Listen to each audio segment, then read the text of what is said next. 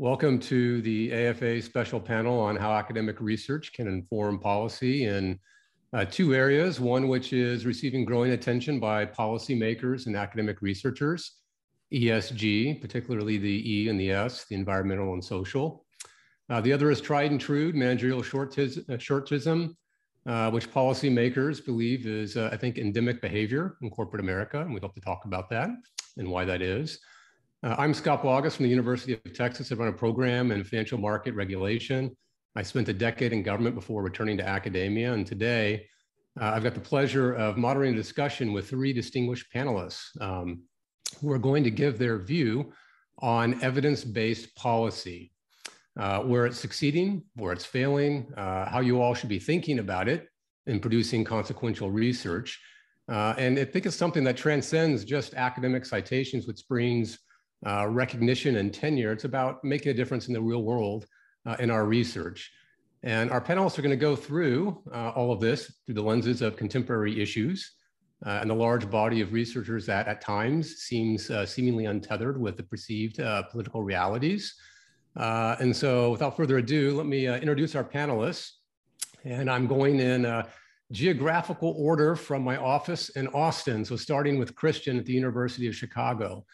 He's the senior editor of the Journal of Accounting Research. He's advised both government and government institutions and standard setters, including 5 years standing up a research program at the PCAOB. And most notably, something that I think is quite impressive, he is the most cited researcher in SEC rulemakings. He's had 9 papers cited in more than 26 rules at last count, which makes him #1 in the world.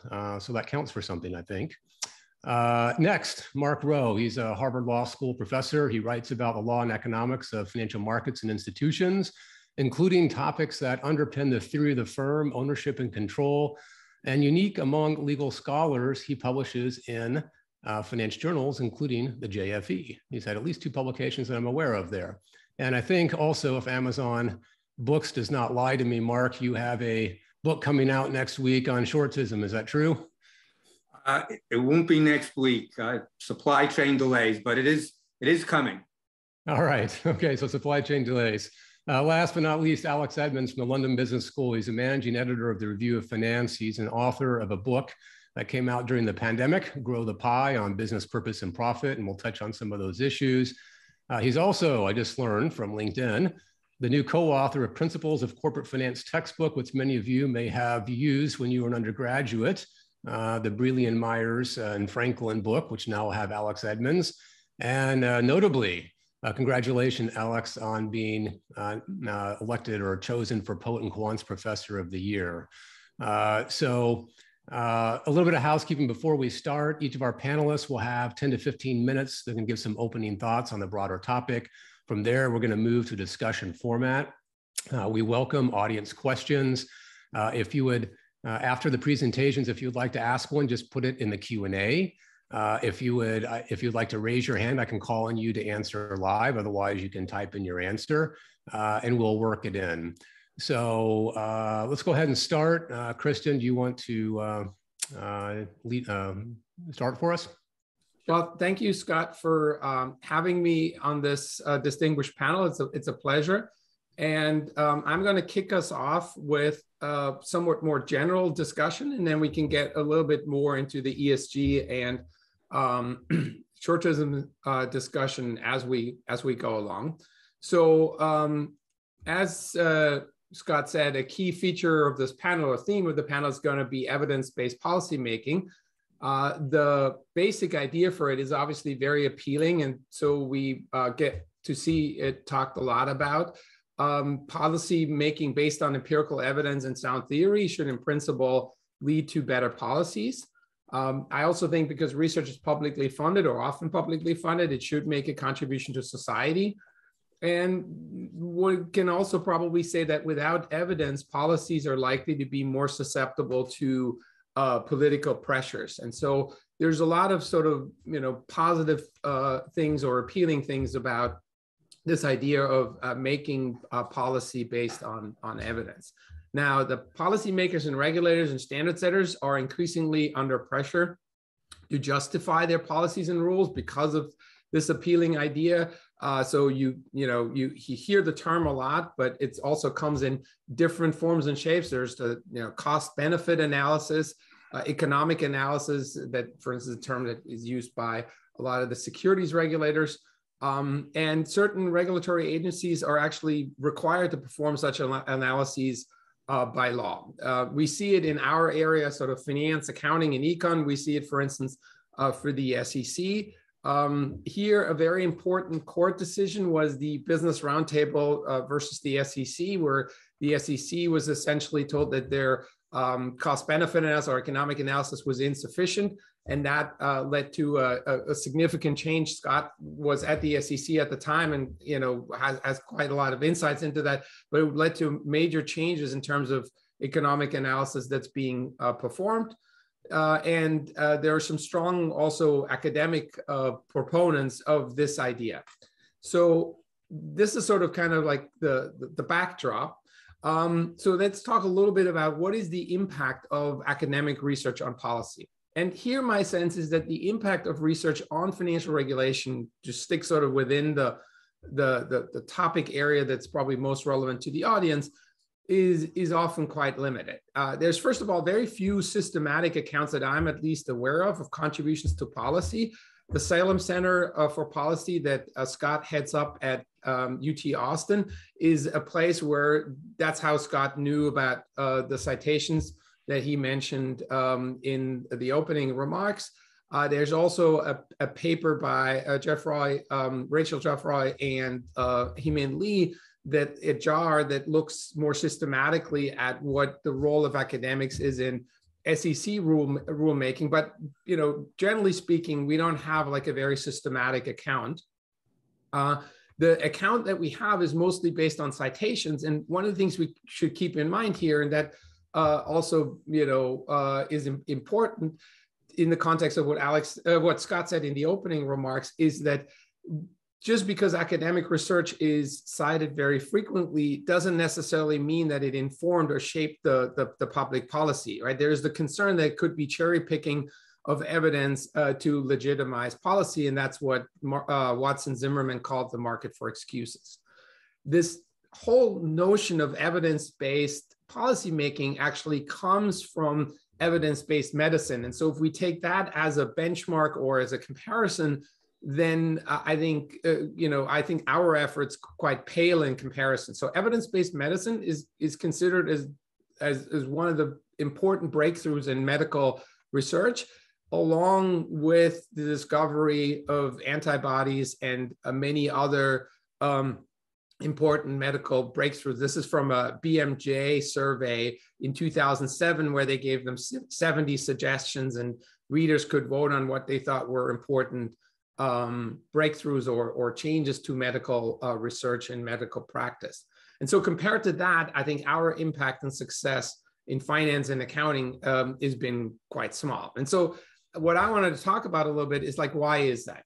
So first, I think we should note that there's a substantial debate about the applicability of the evidence-based paradigm to public policy, right? There is the political nature of public policy that makes it quite different from medicine and safety. That's not to say that there aren't political considerations when it comes to medicine and safety. I mean, the recent pandemic is an example where there was a lot of interaction with political considerations as well, or policy considerations.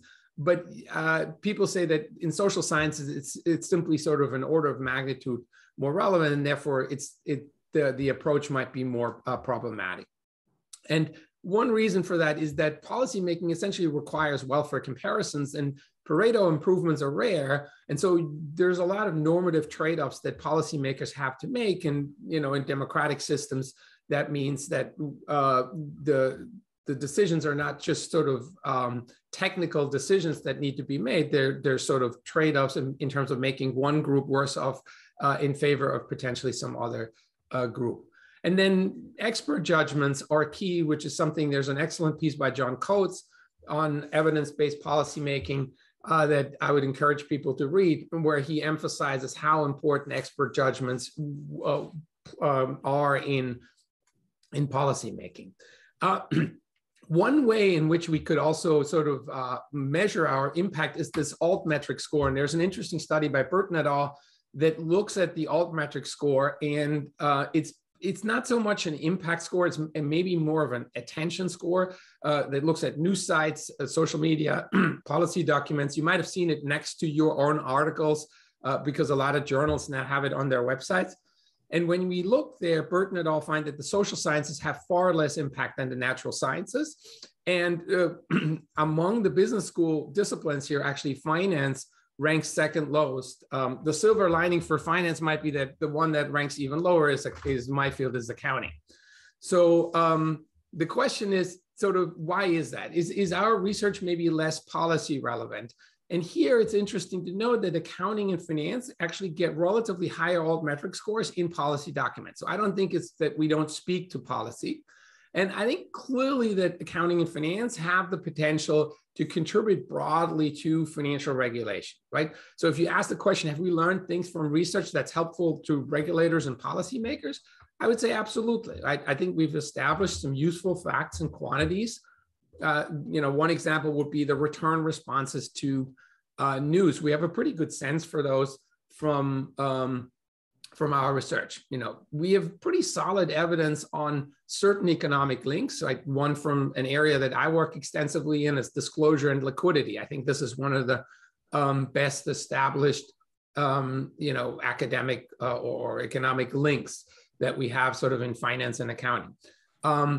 Research also identifies and provides support for important trade-offs. That's also where theory comes in.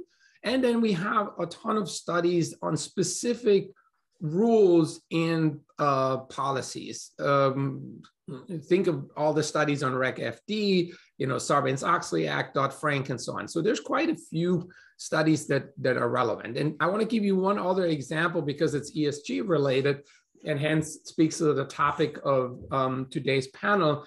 A couple of years ago, Lucy Heil and Hans Christensen and I were asked by the SASB to contemplate what the potential costs and benefits from adopting sustainability reporting standards would be. And they asked us to sort of write an independent research report, what one could say based on academic research. And so we collated the research that's out there. And first of all, that was a humbling experience because there's a ton of work out in CSR, ESG, and sustainability, and also sustainability and ESG and CSR reporting. So both on the activities as well as on the reporting side of things.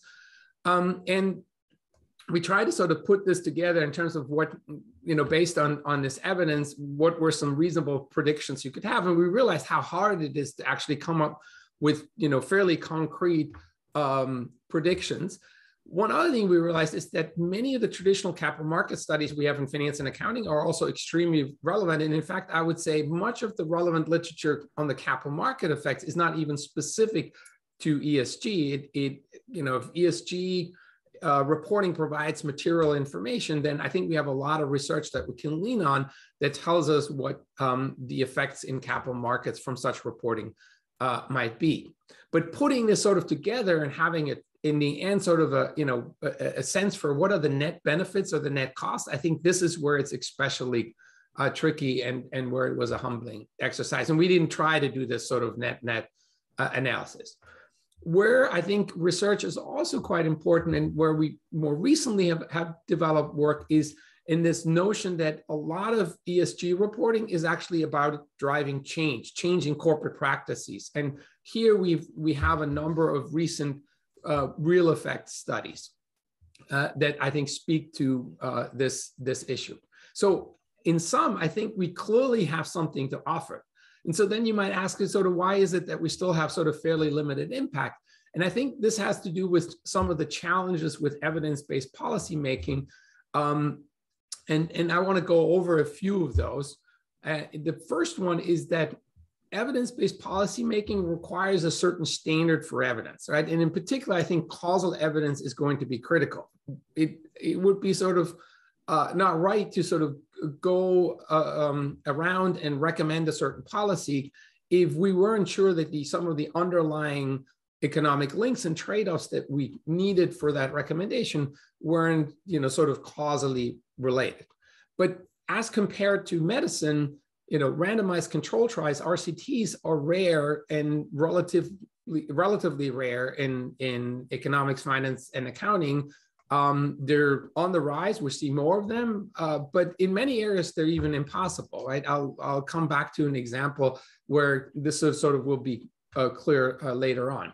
And what we do instead is we have what some people call natural experiments or quasi-natural experiments. And those, experiments where, and I say true here, is where we truly have randomization. I think they're relatively rare. We have a lot of design-based studies where we're trying to draw causal inferences, but as we all know, drawing these inferences is very difficult. Another issue is the depth and the reliability of our literature, right? Think about like how many studies we have on the same question and how often it happens that, papers get rejected in journals after one or two studies on a particular setting or a particular question have already been published. And again, to give you a comparison, Stockwell et al. Is a study that looked at the health effects of alcohol consumption. It's kind of aggregating the evidence, and they found 2,600 relevant studies. And then they were able to find 87 studies that they could include in their meta-analysis, right? I think for most areas,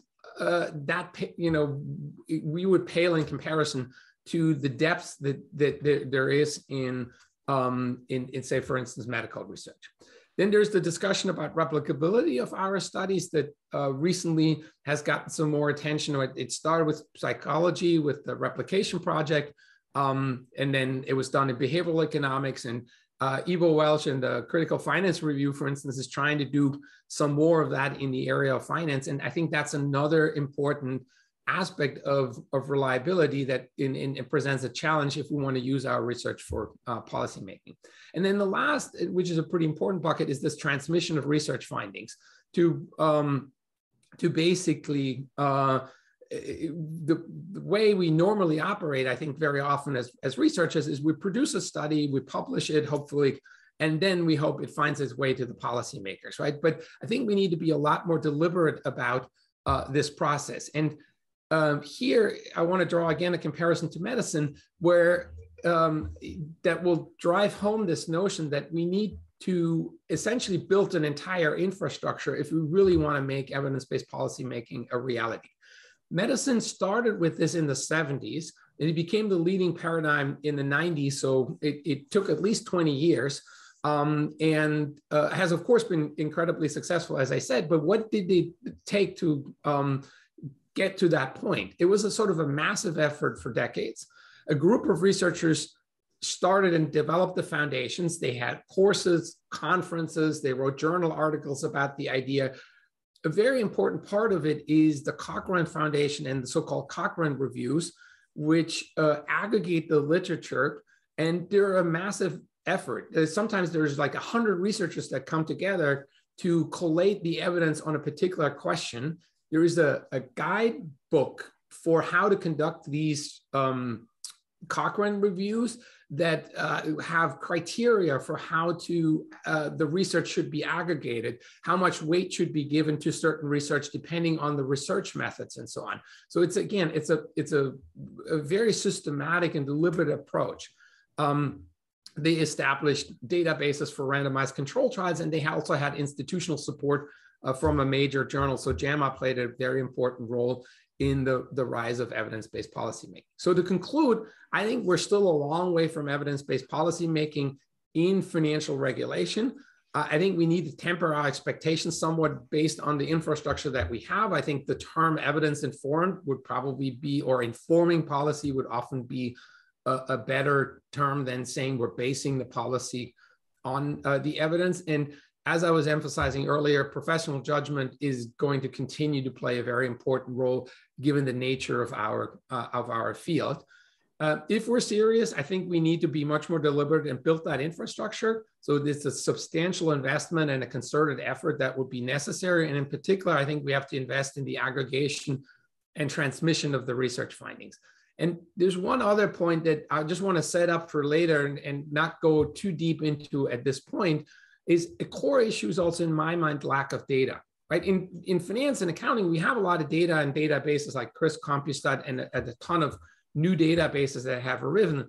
But most of the time, we work with fairly crude firm-level proxies. And in my mind, to also crack this not in causality, we'll often need much more granular data. And I can sort of elaborate on this later. And this is where I think we need the help of the policymakers and need to work with them together to generate data that would allow us to answer questions that are of policy relevance. And if we don't go down this path, I still think that we have a lot to say and contribute, but in the end, I think we will pay lip service to the idea of evidence-based policymaking. So with that, let me stop here and turn it over to Alex and Mark. Thanks. We'll go to Mark next. Just before I do, if you dialed in late, if you have questions at any point during the session, drop them in a Q&A, and when the panel goes conversational, we'll work them in. So from Chicago to Boston, Mark, have a go. Okay, good. Thanks for having me, and thanks for the people in the participants for listening to us for 15 minutes or so. So I'm going to talk about ESG and stock market short-termism and academic evidence and policy action. And what I thought I'd do is break down the things that it looks like are needed to be taken seriously by policymakers. And there seem to be, I think, three big variables involved. Depends on the policymaker, depends on whether there's an academic consensus, and depends on the configuration of interests and whether there's public engagement. So I'm going to share some slides. You should see some slides now. So the three things that I want to talk about, there you go. Who's the policymaker? Is there an academic consensus? What's the configuration of interests? So on the policymaker, is it Congress? There are going to be big limits on the potential for financial work to influence when Congress is involved. Bunch of reasons we should talk about for a couple of minutes, but it's going to be quite different if we're trying to influence the SEC or the Federal Reserve, particularly the professional staff at the SEC or the Federal Reserve. There's going to be a hybridization. If it's a politicized issue, there are going to be limits to what the Federal Reserve and the SEC can do. But if it's not a particularly politicized issue, there's much more potential to have influence, particularly if there's a consensus and no other interests are involved. Similarly, there's an issue in whether if we're trying to influence courts, particularly relevant for some corporate issues. The courts are a little bit less politicized than any of the others, but they're going to be less knowledgeable and less capable of processing and understanding financial research, even when there's a good consensus. Is there an academic consensus? Well, for a lot of work, there just isn't an academic consensus. There are sincerely held views with different data results on both sides of an issue. So sometimes we can pull an academic consensus from the major journals, but for lots of issues, there just isn't a consensus. We have findings that are partial, that are on one side of the issue and on the other side of the issue. Sometimes there's theory on both sides of an issue. And a point Christian alluded to, when we've got results on both sides of an issue and there's no real consensus, public servants, genuine public servants, will try to weigh and balance and do the best they can. Others are going to go with their priors and pick the research that most supports their priors. Some of them are going to go with the interests and will pick the research that supports the interests that they're representing in the decision making. Particularly an issue when Congress is involved. Particularly an issue when even if the ultimate decision making is at the SEC or the Federal Reserve, if people are looking over their shoulder to Congress, that's going to make a significant difference. We can try to persuade, but there are going to be big limits to our influence when Congress is the ultimate decision maker, or Congress has an interest in what, say, the Federal Reserve or the SEC does. Configuration of interests, particularly, so I want to focus a little bit on ESG. Frequently, there are going to be interests that, even if there is a consensus, the interests can overrun the consensus. And I'll talk about one or two in a moment. And then there's just the same point in different guise. If the academic work is divided, the interests are disproportionately not going to be persuaded, but are going to pick the academic work that best represents their view. So let me give you an example of one, kind of ESG direct. So I think, I hope I'm not pulling a consensus from academic thinking that isn't there, but I think there's a substantial consensus among academic thinkers that the first order problem or the first order solution or the first order treatment to climate change, environmental degradation, and global warming is a carbon tax. There may be a few dissenters here and there. There may be a few people who say you don't need just a carbon tax, but it has to be a carbon tax plus X and Y. But I think there's a substantial consensus that first order response is carbon tax. And what has that gotten us? It's been stymied for 30 or 40 years. Gas tax was first raised as a significant policy initiative in the 1970s and 1980s. Didn't really go anywhere. And few explanations. One, the easiest interest group explanation, which I don't think, the easiest interest group explanation is oil and gas, by which I don't necessarily mean just the companies. It's also the political representatives. If I'm the senator from a state that has a significant oil and gas business, even if I don't depend on political contributions from the oil and gas industry, I want what's best for my state, and what's best for my state is probably to externalize the cost of oil and gas on the other states. It's also recently become anathema I have on the slide, but it's a little bit too strong. Liberal policymakers have had second thoughts about a carbon tax, particularly a gas tax, as something that will disproportionately hit poor and lower middle class people. And the third explanation, which is frequently quite important in these kinds of things, is public opinion.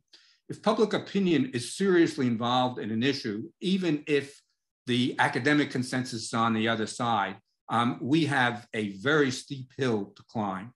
So no politician really wants to go on record and vote for a carbon tax or a gas tax before the next election because of the fear of what voters will think of them when they're pumping gas, when the voter is pumping gas into the car and facing a carbon tax or a gasoline tax that's adding $1 or $2 to the price of gasoline. And we can come up with all kinds of programs where this is rebated into general revenues, reduces income tax, so that people redo their spending away from carbon and onto other things. But once we start talking those terms, it's already too complicated for engagement with the public. So on lots of issues that are particularly the most important issues, it's going to be very hard for us to be influential when there's a significantly influential segment of the public that has a view that's at odds with an academic consensus. And the best we can do there is to try to influence the public consensus. And that's quite hard, and it's not particularly something that's part of our skill set. So in thinking of which publications to be thinking of when we're thinking of this process, I like to think of, I might have put a law review up there. These are the things by which we form consensus that's going to be influential. But much more important when there's public engagement is something like the things that Kahneman's talked about. So if there's an immediate thought from the public on how an issue should be framed, that's going to dominate years of work and consensus among academics. Slogans and impressions are in the political sphere frequently and unfortunately as important as our serious research, even when we are largely in agreement. I've looked at some of these things and researched some of these things, mostly about corporate lawmaking. One with Roy Shapiro and one with this book that should be out in a couple of months. So when public opinion is important, Kahneman type fast thinking is going to be much more important than what we have to say. So one example is there's just an instantaneous view that we should tax corporations, not tax people. Corporations are rich, and this is going to engage a very significant portion of the public, which is going to cause difficulties in influencing financial output. So I suspect there's less of a consensus on the distortions coming from the deductibility of interest to the corporation than there is for a carbon tax, but there's a near consensus that this causes significant distortion and that there are solutions, but it has no traction with the public because it looks like, it could look like we're doing corporations a favor. So as I say, we've got to aspire to influence public opinion, and that's going to be hard. I'll give an example that integrates with the themes of ESG and corporate short-termism. So the Davos people were told a few different variations of short-termism, particularly short-termism from the stock market, is destroying our communities, economies, and the planet, is a central cause of global warming and climate change.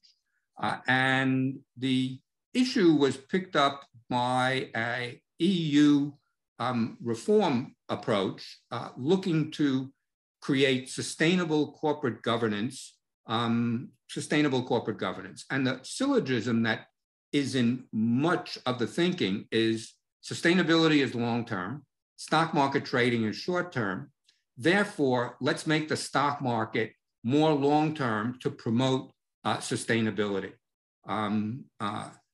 Multiple critics of the effort pointed out that the climate issue is primarily an externality issue, that firms that are 100% long-term and are discounting profit from the year 2070 will still tend to burn hydrocarbons because they can externalize the costs and aren't forced to internalize those costs.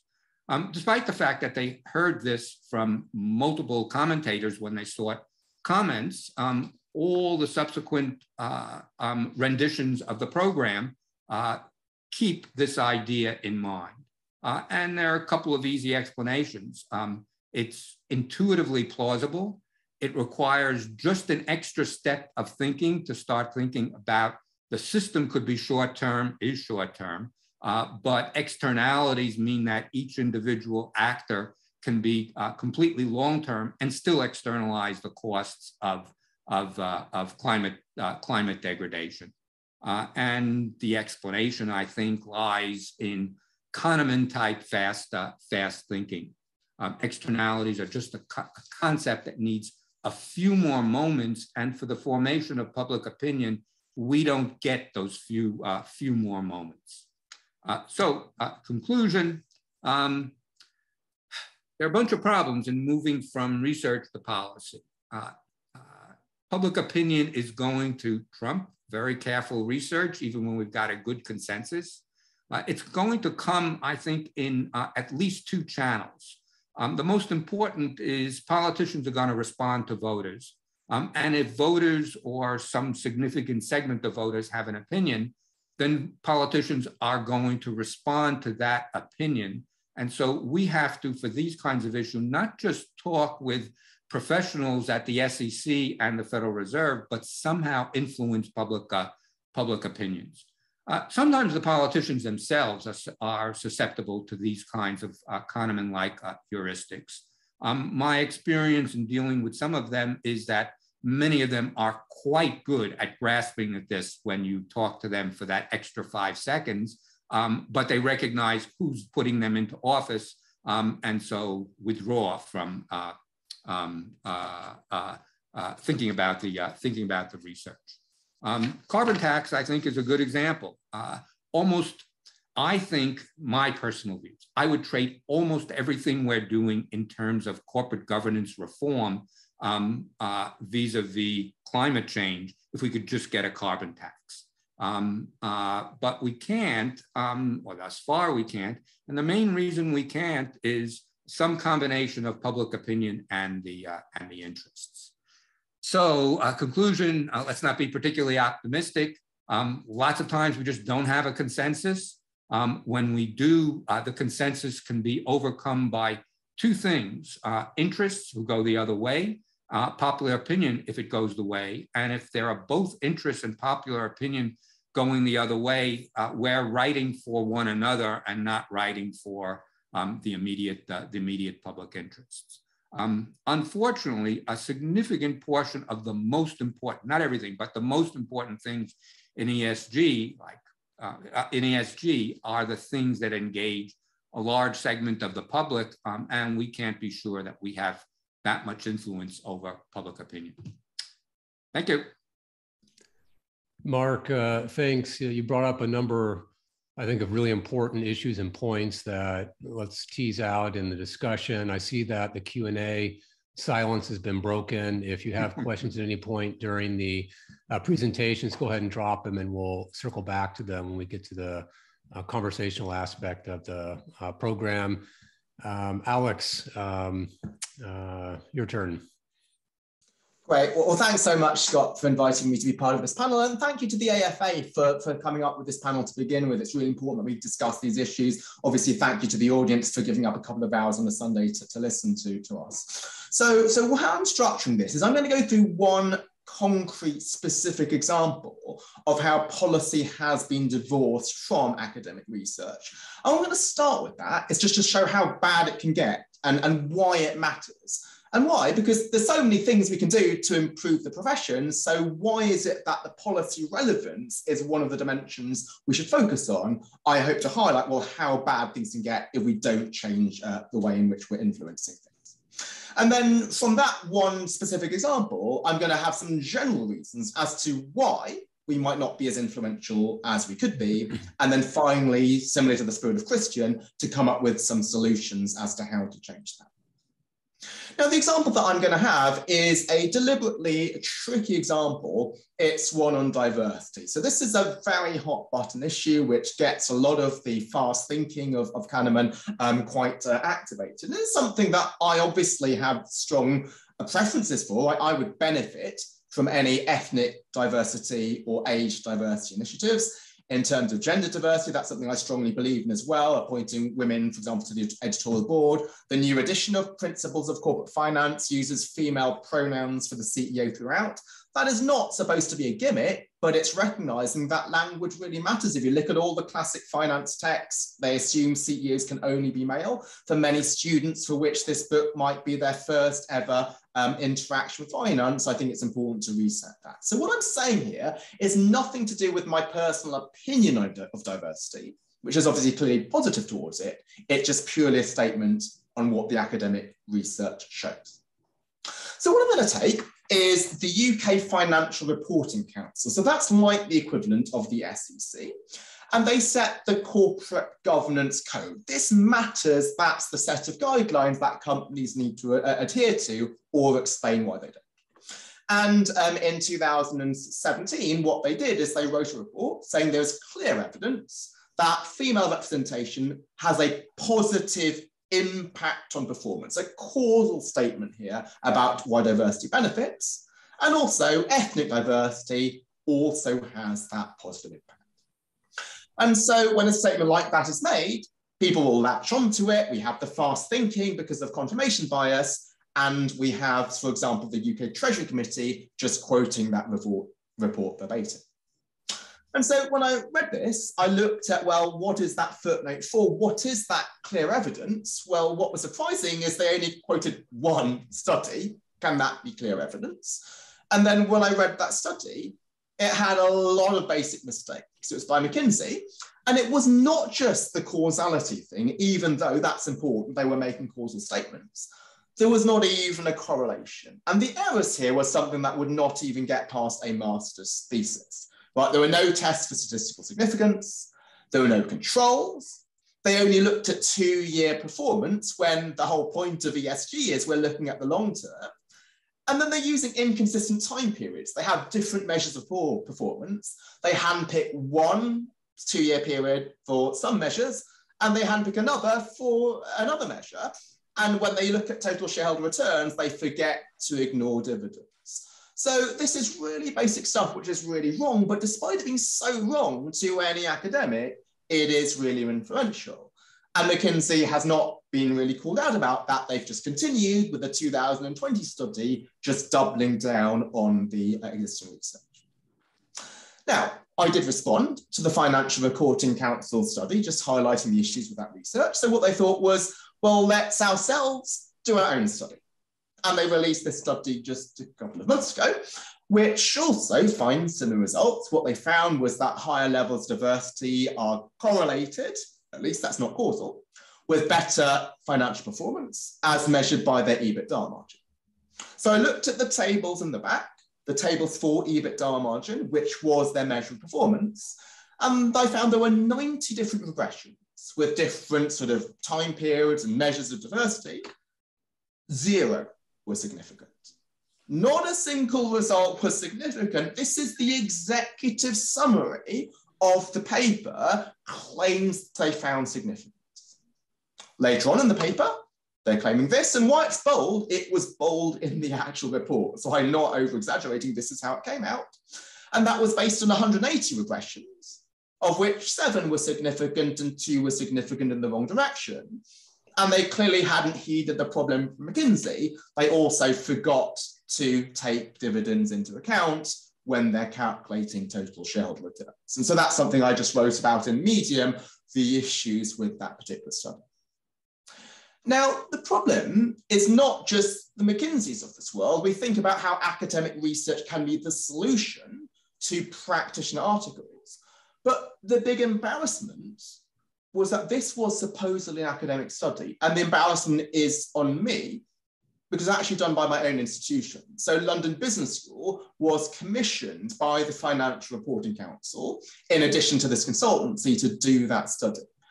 And the Dean of London Business School, who should be upholding academic standards, claimed the academic rigor with which data was collected yields new insights. We all stand to learn from the author's methodology and findings. I think that's disgusting to say that we should learn from a study which completely misrepresents its results. I find that really uncomfortable.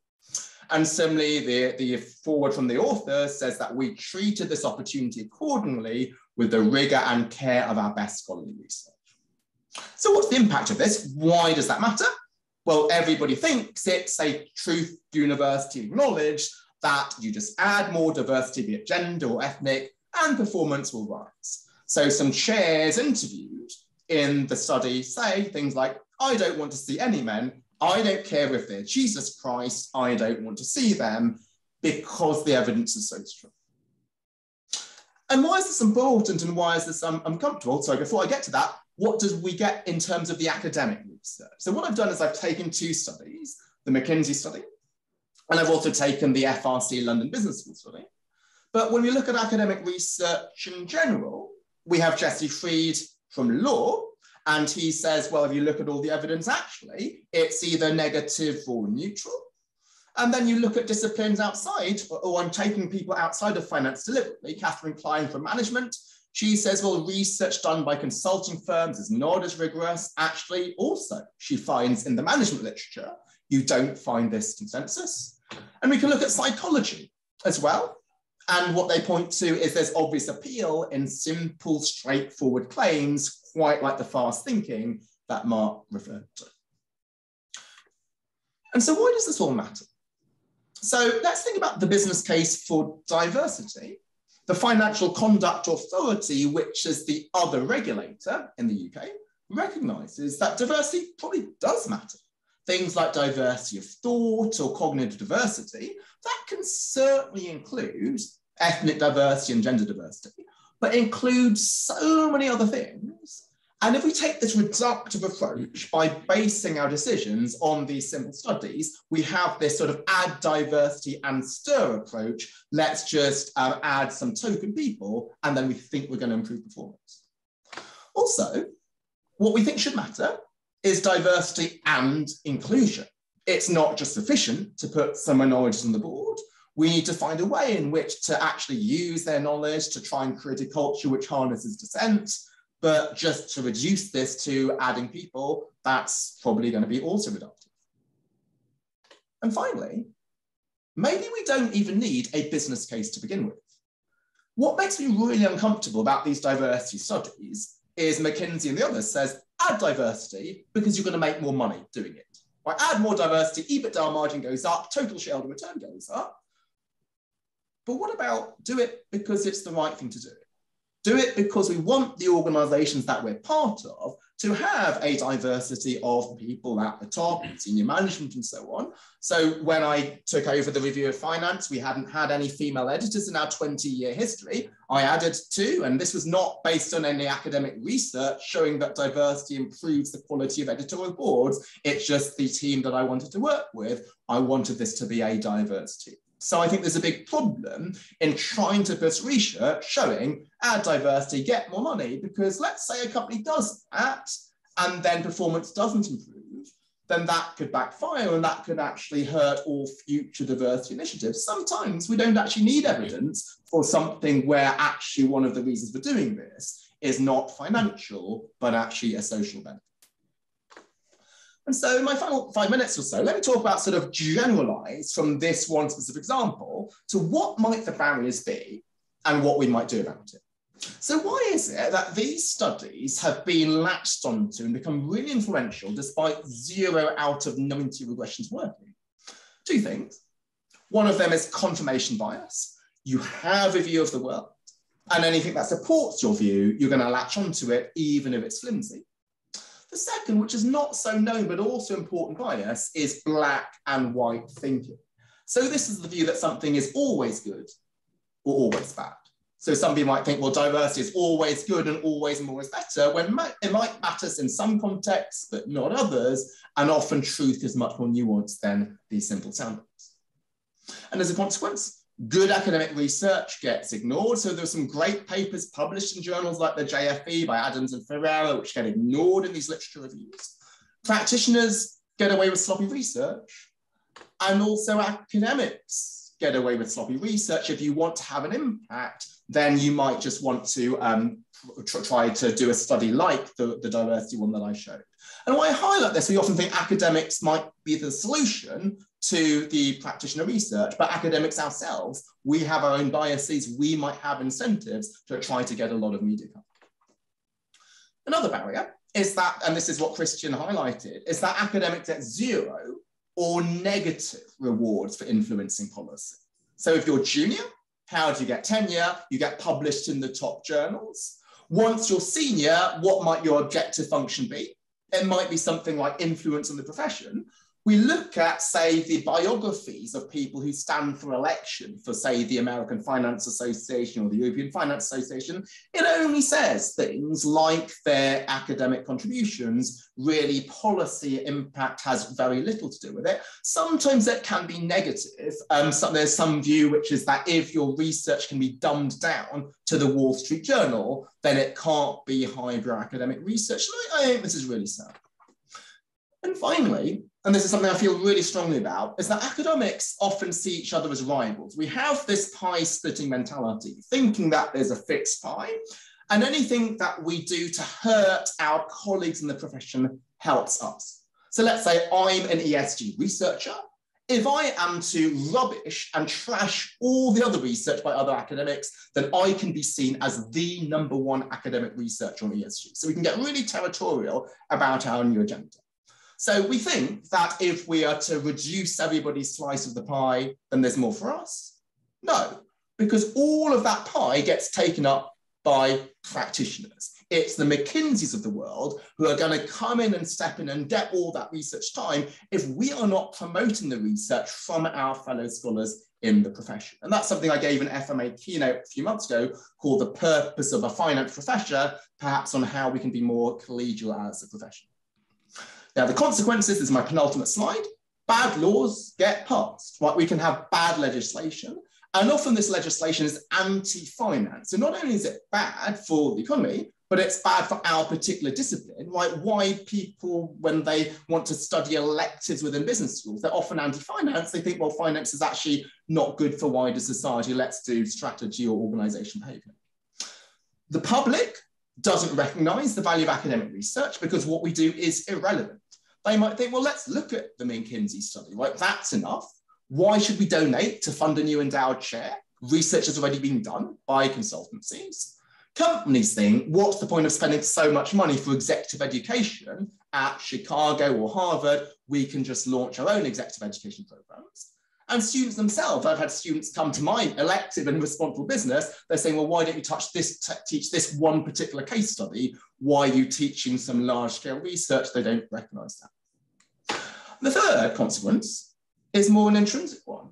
Is that, well, what we do, what we spend our lives doing, research, coming to conferences, presenting it, it just has limited impact. It's just less purposeful. We might be published in the Journal of Finance, but is something we're devoting 5 years of our lives to affecting the real world? Maybe it's not, given how things currently are.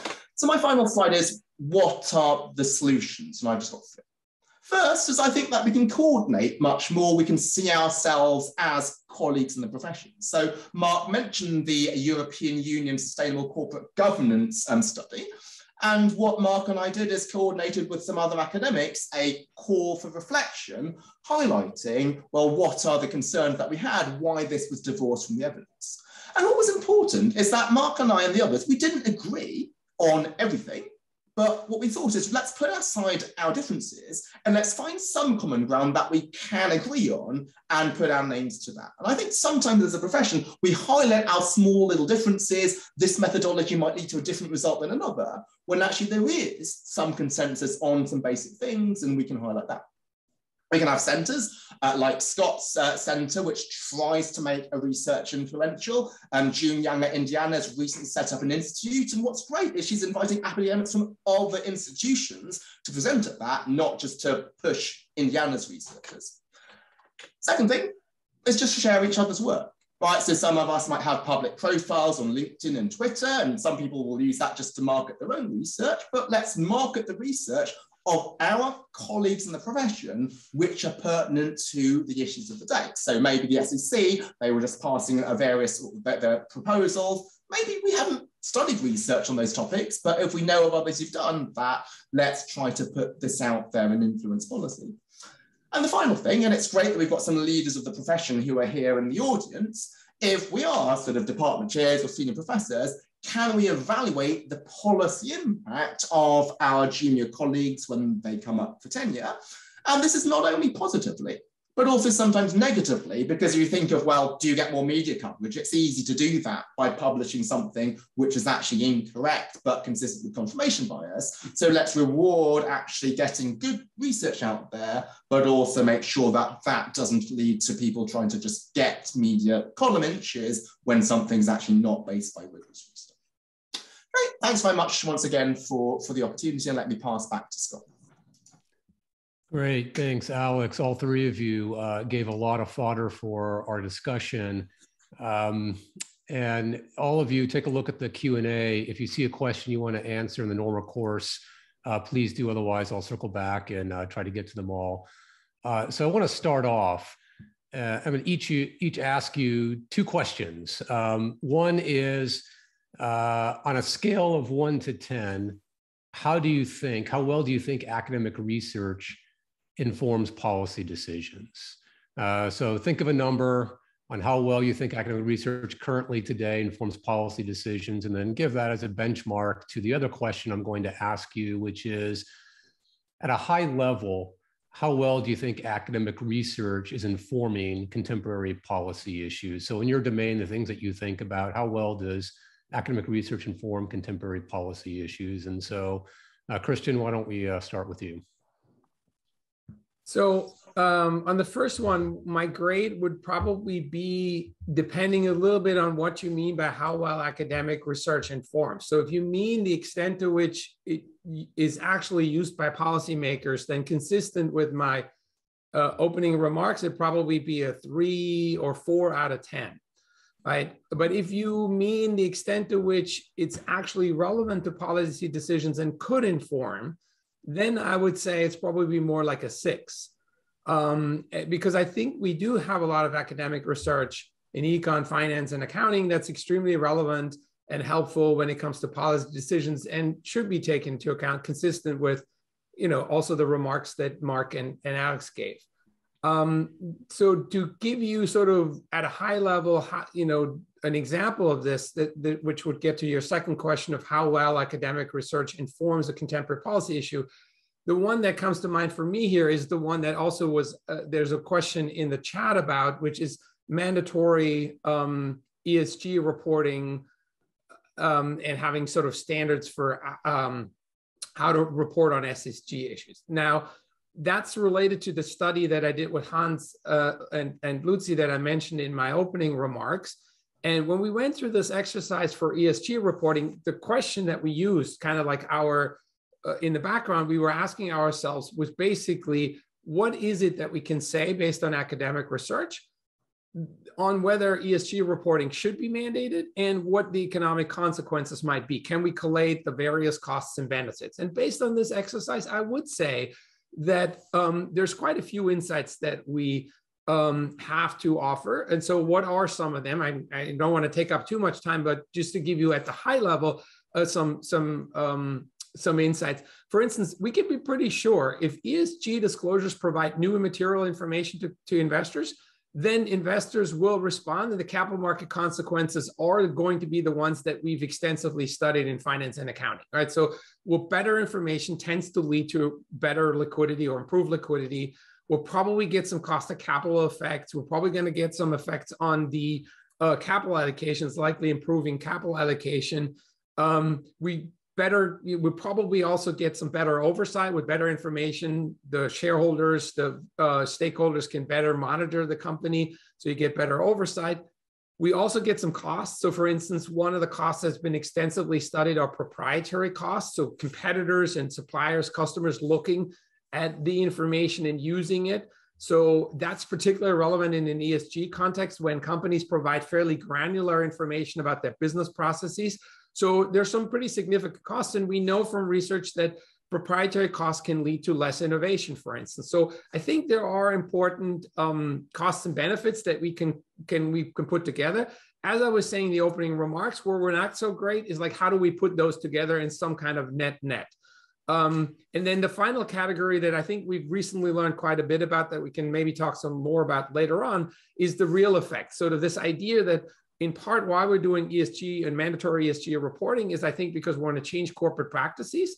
And there is recent research that says when we do this, for instance, for greenhouse gas emissions, what happens to corporate actions? Do corporates then scale back their greenhouse gas emissions?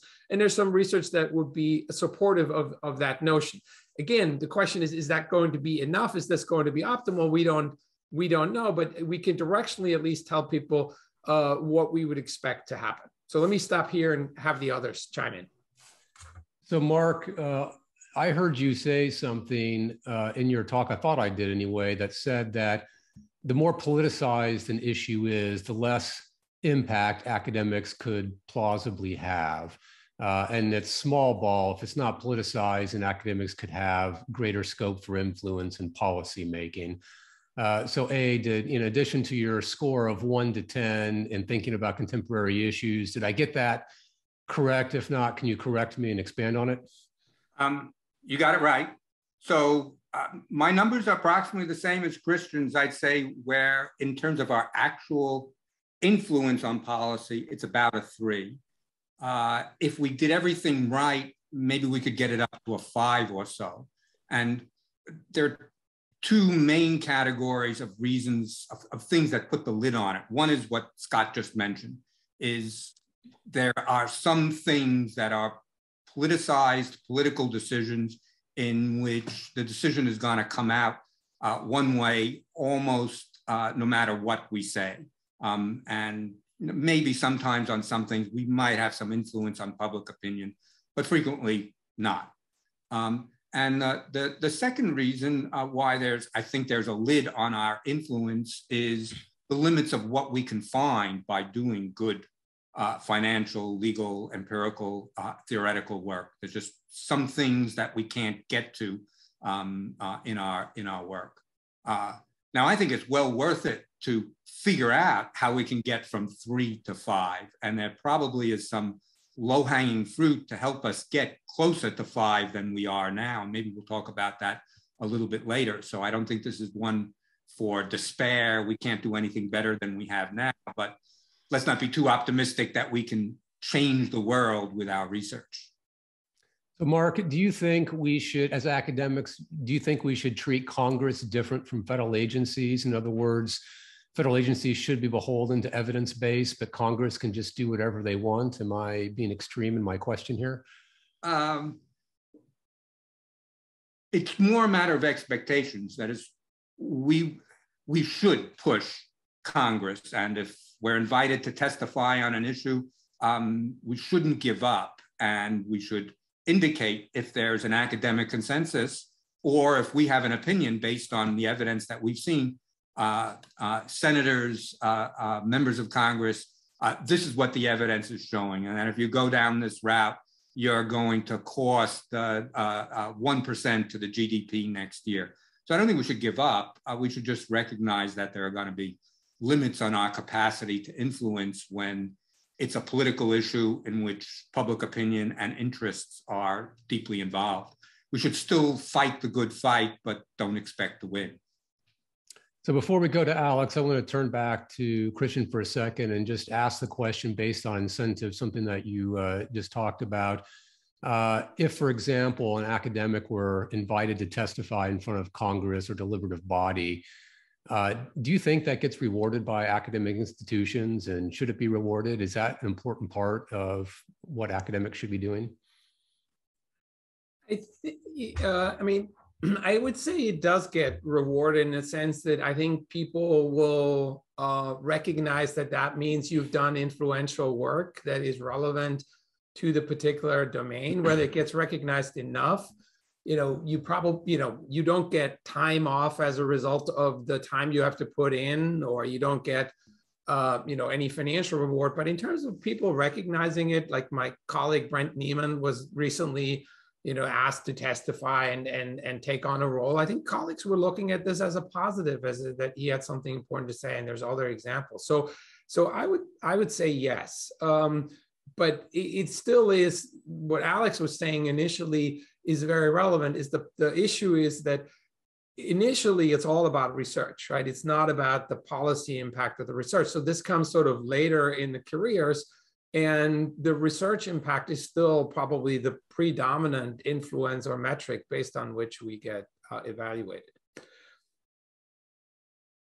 So Alex, let's go to your number or numbers if you want to say how well does it and how well could it.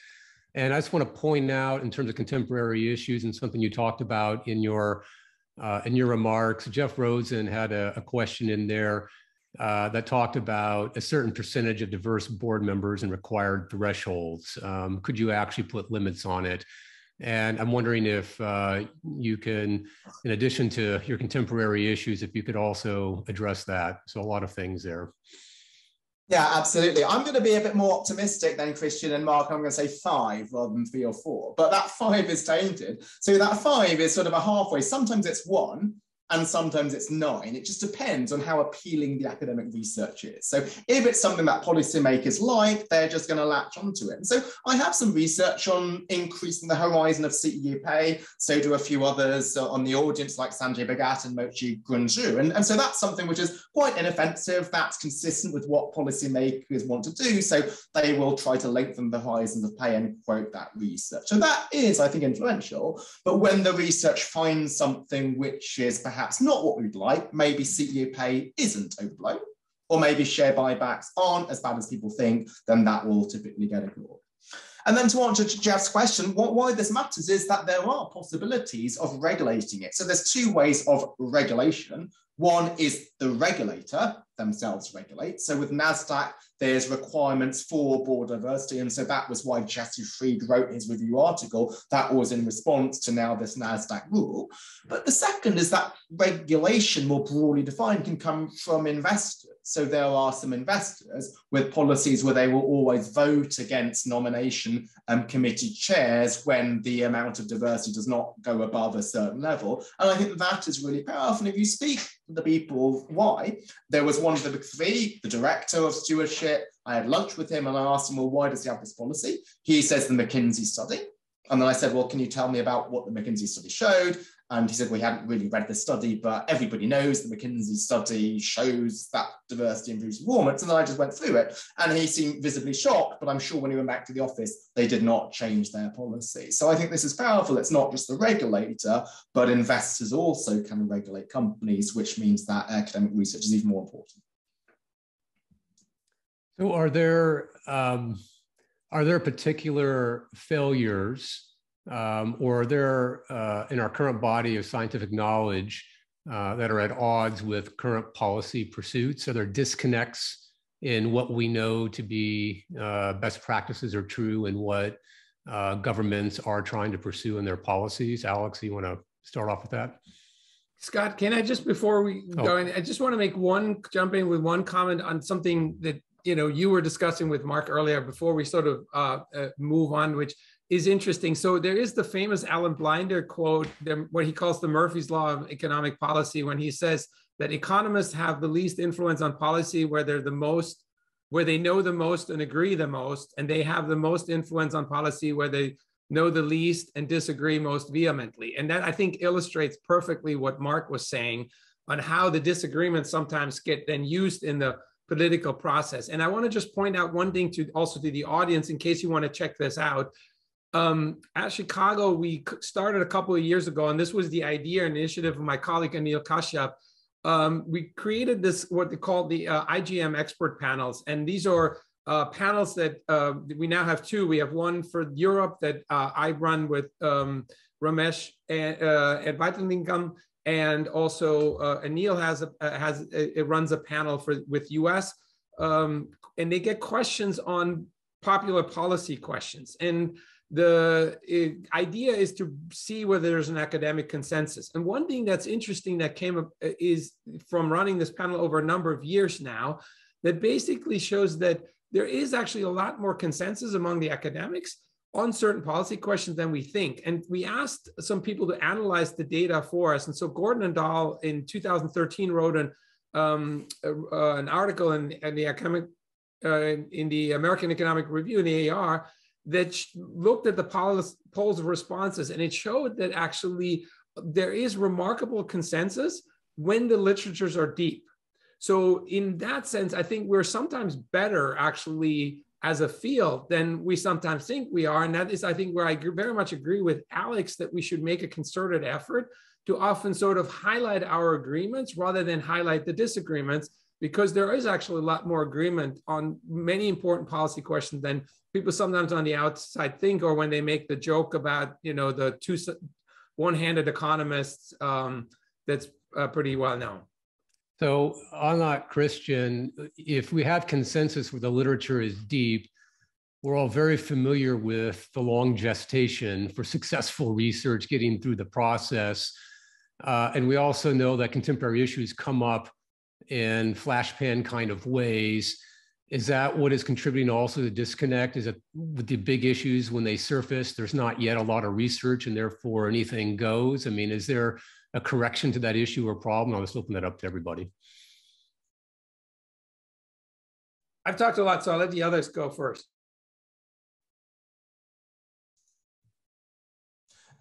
Sorry, Scott, could you just repeat that question? I was sort of preparing my answer to the last question.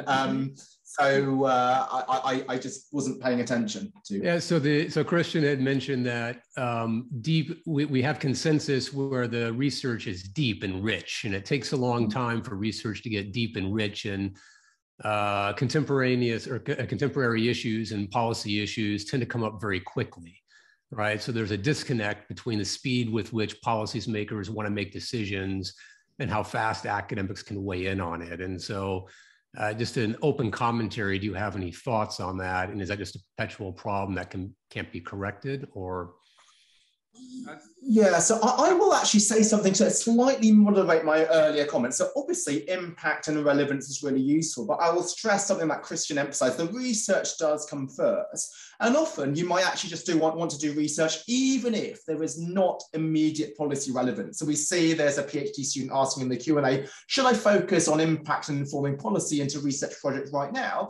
The issue is that the time to build for some really good research could be many, many years. And you will always be secondary to the McKinseys of this world who can just get huge research teams, put out a paper really quickly. So what my first paper that I did on ESG was, I started that as a PhD student in 2006. Nobody cared about ESG back then. It was a really difficult paper to publish, but now it's something which is an interesting issue. Similarly, the short-termism point that Mark pointed out, where actually even an investor who sells in the short term might consider long-term prospects. There was the question about Tesla, right? The Tesla stock price clearly is really forward-looking. That was my job market paper, which again started in about 2006. So I think one thing to do is just to do the questions that you find really, really interesting from a intellectual and what you think might have relevance, but I think rather than to react to whatever issue is the order of the day, I think some of the beauty of academic research and why we do have a lot of freedom in the profession is that often the questions that are relevant right now, the most influential research might have been developed 10 years ago. Yes, so relevance is useful, but I would just caution if my early comments were interpreted as let's be reactive in terms of the choices. Instead, what I'm saying is if there's research out there, let's try to disseminate it, regardless of whether we did it or another academic did it. But I would say not be opportunistic on starting new projects necessarily. Mark, do you want to add anything before we go back to Alex? Sure, a couple of quick things. One is, I think you're exactly right. When there's a crisis, we don't typically have time to do the research to see what the impact is and what the solutions could be. And so there's a tendency for when there's a crisis and people have to do something in Washington, for there to be an effort to take off-the-shelf solutions. This was particularly in play during Sarbanes-Oxley in its reaction to the Enron failure and the like. People didn't react immediately to the problem at hand, but what are our corporate governance problems that have been festering for a while? And so what can we put into the legislation?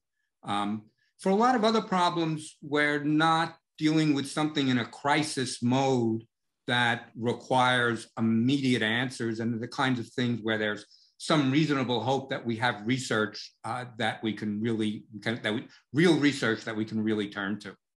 On your first question, are there things that policymakers are paying attention to that are at odds with what research is showing? The thing that first came to my mind was stock buybacks.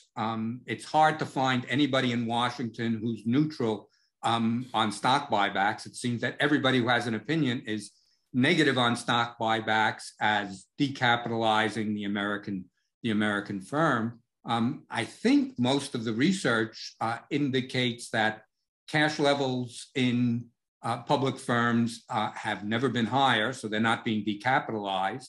And then there are some secondary things that have been shown in the research that over the last 10 years, firms have been borrowing when interest rates are near zero and buying back stock, which suggests a recapitalization as opposed to a pure buyback. And then if you go just a little bit deeper, it looks like there are more buybacks more net buybacks in the S&P 500 and less in the public firms that are not part of the S&P 500, which is kind of what you'd want in, it's crude and gross, but in well-functioning financial markets, you'd want cash to be coming out of the older companies and going into the newer companies. So this seems to be one where public figures have latched on to stock buybacks as being bad, and diminishing them will solve lots of problems. And I don't think you see much support for that in financial and legal research. So Alex, I've been a big fan of your commentary on share buybacks. And so we'll get back to you now in terms of contemporary issues and potential disconnects, and you could share your thoughts. Yeah, actually, there's so many issues in which research is divorced from policy making. So I'm just going to choose one. And because Mark's done share buybacks, I'm going to talk about CEO pay. And why I was a bit sort of flustered when you asked the prior question was I was taking Christian's time to pull up some slides to answer the CEO pay question. So here's just something I prepared in the interviewing few minutes. So there's this huge view that CEO pay is not linked to performance. Like, people are really angry if CEOs are paid a lot, but at least if they've deserved it, it's fine. But there is this argument that actually CEOs can be paid a lot despite their performance being really poor. So the House of Commons produced a report which claimed that there was no link at all between performance and pay. And similarly, there was this really influential study presented to the House of Commons by an MP and somebody in the House of Lords, also claiming there's clear evidence that CEO pay is not linked to performance. So what they did is they took the CEO's salary, look at changes from year to year, and looked at how that was linked to total shareholder return. But what does any empiricist who works on CEO pay data know? Well, the vast majority of incentives come from your stock and options, right? Your equity grants, that is where the main source of incentives comes from. And yet all of these studies, right, these academic studies have never been published. They just ignore that. They just look at changes in salary. So that's something really basic where any academic would agree that the methodology is wrong. But because this whole idea that CEOs are not punished, this is what is really appealing. Well, that's what's getting into the popular debate. Linked to that, in the same inquiry, there was this quote in this final summary of the report: the evidence is ambiguous on the impact of CEOs on performance, so CEOs don't matter. I thought, which idiot said this? Like, footnote 110. And they said it was actually me. But when I looked at my own submission, I said completely the opposite. So I actually said CEOs can have a large effect on company performance based on this Journal of Finance paper. But again, the issue is that you can interpret anything in how you want to, because if there's a lot of public opinion against CEO pay, then let's try to say something which suggests CEOs are overpaid. I think my mistake here was this was just me. Whereas what Christian and Mark have talked about was the power of coordinated effort. So this was not just my view. If instead there's a future inquiry, maybe I might be able to coordinate a submission with other academics, and that would be more powerful rather than just me alone. Okay. There's a question in the chat, and I want to circle back and talk about ESG. And it's one that I think is a critical or indictment against ESG and ESG research, and that it's undefinable because it's person specific. And I don't know, Christian, if you want to take a first crack at that question and talk about specific issues like climate change and respond. Have you seen that question? I've seen the question. I've not seen the Damodaran statement and explanation for it. Let me try to take a crack again, and the others can chime in and maybe build on it. So I would first say it is absolutely true that ESG is a squishy kind of construct, in the sense that I struggle with the terms. Right? We have the term CSR, we have ESG, and we have sustainability. And in my mind, none of them is kind of perfect, because I think if you think about ESG, for instance, I think at the moment there's a lot of focus on E and S. Governance is an old hat. We've tons of work on governance that's been around. for a long time. And what exactly is now environmental, what's social is, I think, is often quite ill-defined. And it's probably also true. I'm not sure whether the issue is so much that it's person specific, but I would certainly say that there's a lot of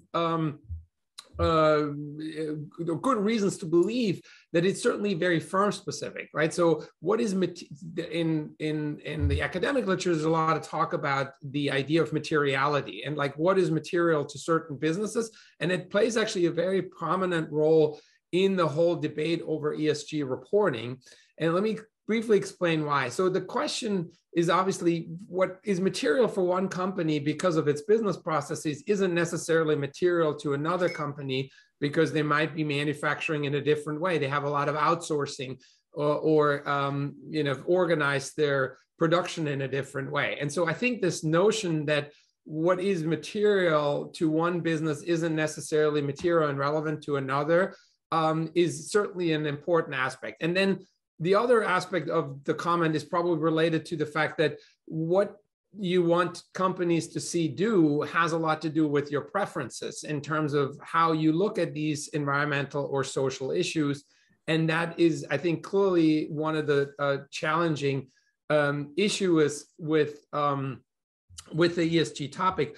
But one thing that I want to highlight, which I think is pretty important for people to see, if you think about the current SEC reporting regime, for instance, then in principle, we already have a regime that says when there is material information, it doesn't matter whether that material information is about a social issue or whether that's about an environmental issue or a governance issue, or whether it's a financial issue. If it's a material issue, in principle, the company has to think about whether they have a duty to disclose this information. And so in that sense, this is why this materiality question is actually such a prominent aspect of the debate. Let me stop here and see if the others have stuff to add.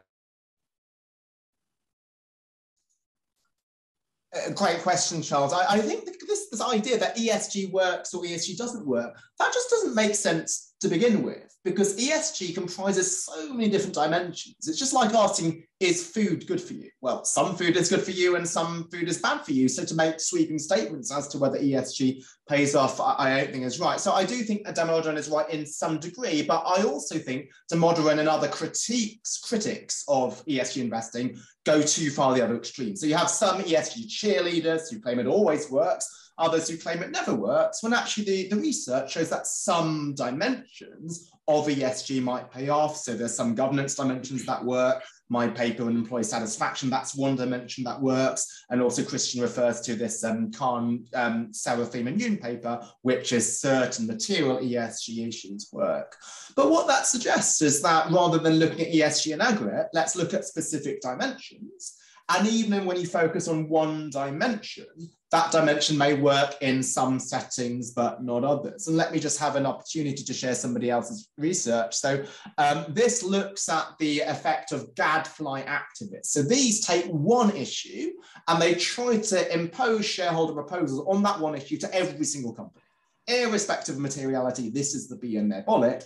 This is something done by Rob Jackson when he was at the SEC. When a non-gadfly comes in, then the shareholder proposal, that's associated with positive returns. When a gadfly comes in, it's associated with negative returns. And that was also backed up by some academic research by Ganchev and Giannetti in the Review of Financial Studies. So again, what that suggests is that this black and white thinking, something always works or something never works, that's not what the data shows, but it's really appealing to have a sweeping statement, and the nuance really doesn't get through when the world is trying to look for black and white. Laura Starks came in and asked the question, what do we do about differences in understanding of what would be materials? And this is like definitional. Do any of you have an answer to that? I'll let you think about that.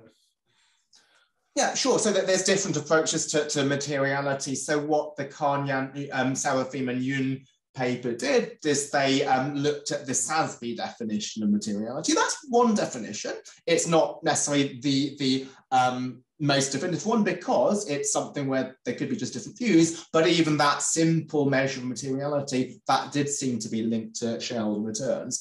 Arabesque, so they have S-ray, which is their measure of a company's ESG performance. They called it S-ray to be similar to X-ray, but S stands for sustainability. What they claim to do is dynamic materiality. So what I think the methodology is it links various ESG measures to corporate performance, and it tries to reweight this over time, recognizing that materiality changes over time. So that's a different definition. But I think Laura's question is a really important one. That's what the discussion should be about.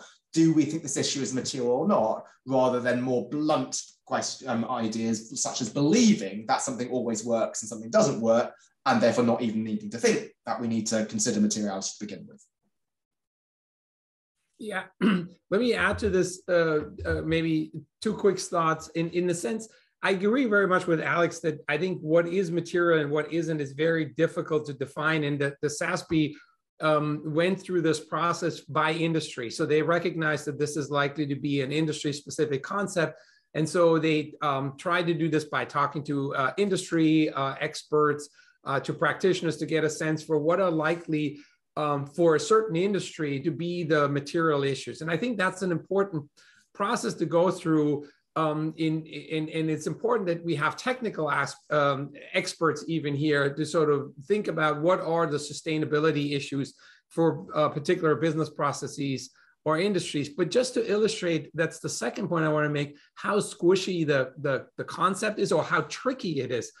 Think about something that is clearly a financially immaterial issue even for a beverage retailer. So let's think about drinking straws, right? So I'm talking about the straws, the plastic straws that have gotten a lot of attention because they get into the wildlife, into the ocean, and they get stuck in animals' throats, right?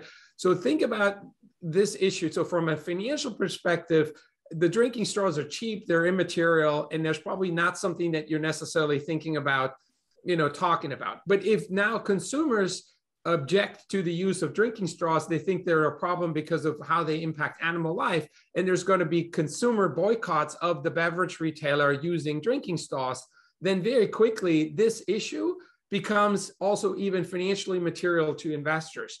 And foreseeing when an issue is going to become financially material and when not is going to be very dependent on the responses of the stakeholders and the public, and those issues are super difficult to predict. And the same is, in my sense, true for the SASB materiality. What people consider to be material environmental issues or social issues is very much a function of like how the public opinion shifts, which is very difficult to predict. A couple of thoughts that I'd add. So on the original question of how much of this is a squishy concept that's difficult to implement, I agree 100%. A lot of this is in the eye of the beholder. It's a matter of what our preferences are. And I think the example that Alex used in his initial presentation is a good one that could highlight what could be said and what can't be said. So to a certain extent, if a lot of people have a preference for diverse boards and diverse executive corporate suite, that's one thing in terms of ESG that research might not be able to say that much about directly. People have a preference and that's their preference. The area where research could speak is the diverse board increasing profitability, decreasing profitability, or neutral, which is a core issue that Alex spoke to. So there's some things we can't do, and there's some things that we can address. More generally and a little bit more abstractly, we might be good at addressing externalities and be able to say that this costs society X billion dollars per year because these ESG type externalities are being generated by corporate America. And then it's going to be up to policymakers, public opinion, whether it's worthwhile for society to then try to internalize those externalities. For what it's worth, I can no longer use a straw when I go into restaurants because the guilt weighs so heavily on me. I don't know if that constitutes boycotting, but the public opinion there certainly swayed me. I'm going to stick with you for a second, Mark, and maybe you can lead off this next questions. But I would like to know, when informing policy decisions, when does empirical evidence lead us astray? What's the value of theory? And in particular, your colleague at Harvard, John Coates, an academic who was temporarily, for a short period, the general counsel of the SEC, had the view that you just can't predict effects. There are no counterfactuals. When you're writing a rule, there is no empirical analysis that can be done to prove one thing or the other. And so what you need are just a set of stylized facts that motivate your decision. But ultimately, at the end of the day, you just have to decide what you think is right. And I'm paraphrasing and probably didn't do his answer justice, but I'm wondering if you can take a crack at addressing that. Yeah, I won't disagree with my colleague because I don't like this with my colleagues in general, and I won't disagree on this issue as a big picture. There's just a lot of things that go into a decision that are judgmental. But we want, to the extent possible, to have those judgments informed by evidence when there's evidence. Now, I think my colleague John Coates is right. There are just going to be a lot of things for which the evidentiary slate is blank. Even then, I think we want to look to the closest analogy that we can get and see if our intuition or judgment is consistent with the closest analogy. And if it isn't consistent with the best evidence, we should at least rethink our judgment. If we've come to, I'm just thinking off the top of my head, if we come to a judgment that if we tax this thing, we're going to get more of it, and we've never experienced taxing this thing, so we don't know for sure whether we're going to get more of it. But almost everybody who comes into the room says, well, when we tax almost everything else, we actually get less of it. That should lead us to question our judgment that taxing something will lead to us getting more of it.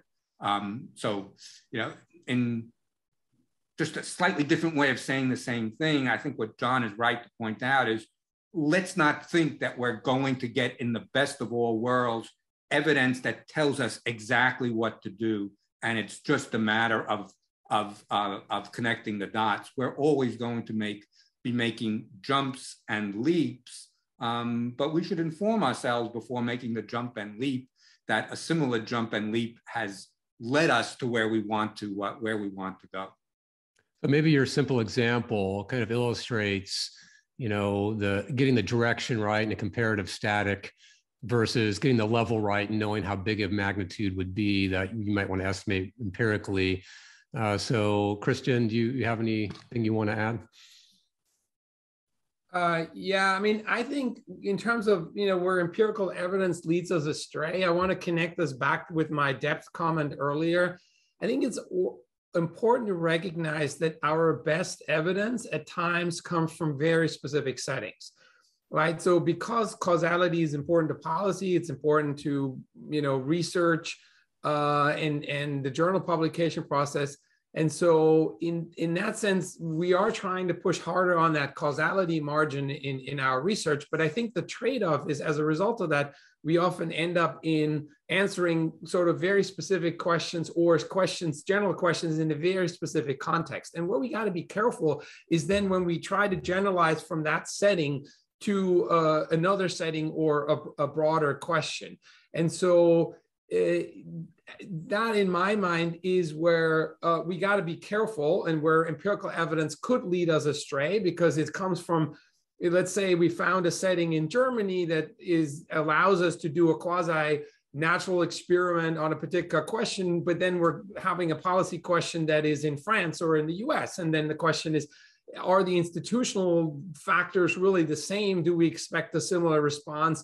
And so on. And this is where I think theory is going to be very relevant and very important, because the theory, as well as any evidence that we can produce on the mechanism, it will help us transport the results or make them more generalizable, right? The theory is useful in terms of Is this plausible? Is it likely that we're going to get the same? The theory will help us to say, because we have the same institutional factors, say, in the US that were relevant in that other setting, we should therefore get a similar result because there is a theory that explains what the mechanism should be. And if we even had some evidence on the mechanism, we can be even more confident. So I think this is kind of how we can build this. But Mark is exactly right, or John and Mark are exactly right, that in many cases, we're going to have white space where we simply don't have the empirical evidence to answer that specific question, especially if it's forward-looking about regulation that's coming. But we can work with analogy. And this is why I was saying earlier that we should use the term evidence-informed policy, because I think we can inform. We can provide useful evidence, useful guesses, but we have to be honest that oftentimes these are analogies and guesses. Alex, do you have anything to add?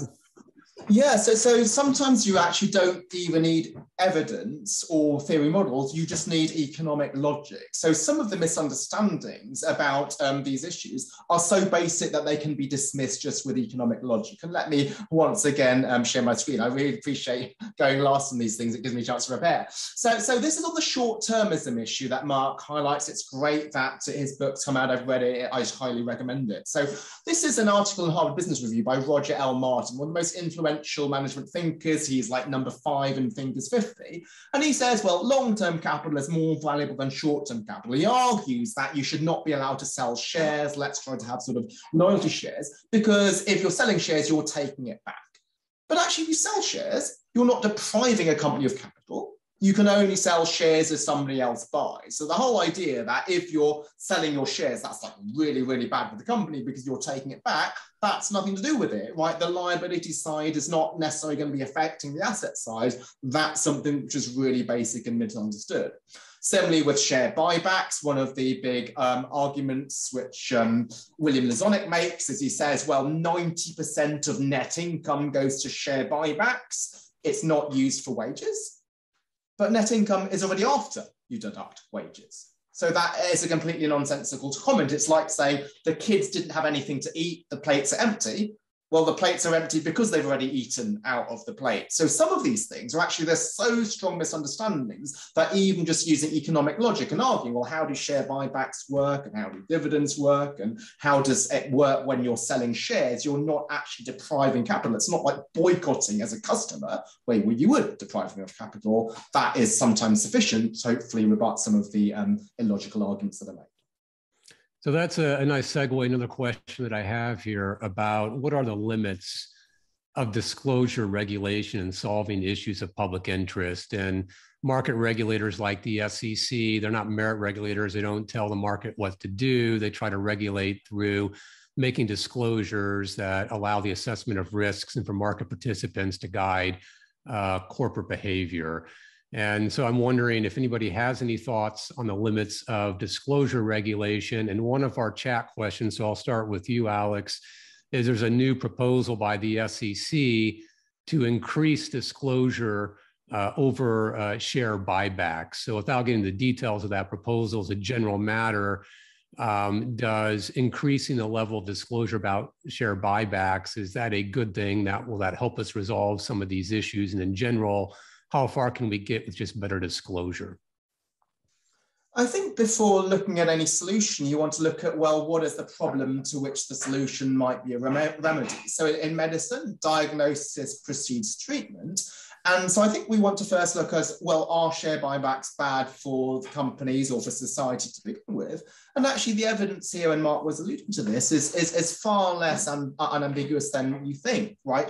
Yes, it's true that share buybacks lead to a short-term stock price increase, but they lead to an even much higher long-term increase in the firm value. You can also think, well, there's the share buyback at the expense of investment, but Mark pointed to evidence done by Jesse Fried and Charlie Wang at Harvard, finding that cash balances are at a record high.